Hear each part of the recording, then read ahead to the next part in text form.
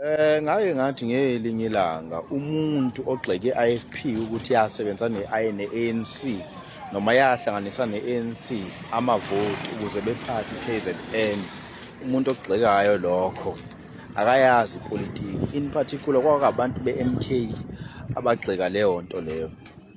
Ngabe sengithola ukuthuka futhi ngazigcizelela ukuthi i-MK yashawa ipolitiki ngesikhathi ingakwazi ukuthi inegotiate ukuphatha namanye amaqembu, kodwa ibe ino-45%, ihlula abantu 3 times, almost 3 times ngamaphesenti abade beyilandela.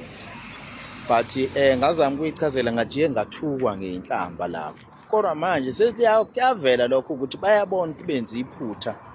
Ingakho nje oThoni Yengeni sebebhala iy'ncwadi sebefuna ukukhuluma, bekhulumisana nonobhala we-ANC kukhulunywe yona le ndaba ye-coalition.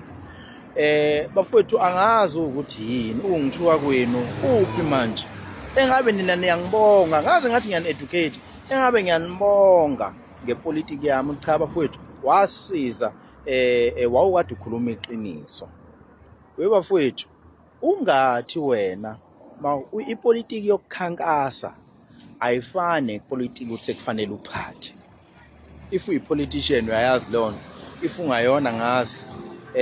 Mina-ke angakabi nayi-politician enkulu ngoba ngunobhala we-branch, kodwa nje ebengizama ukukuveza ukuthi anosilalela, ningasilaleli ngendaba ye-enga, nisilalele ukuthi sithini.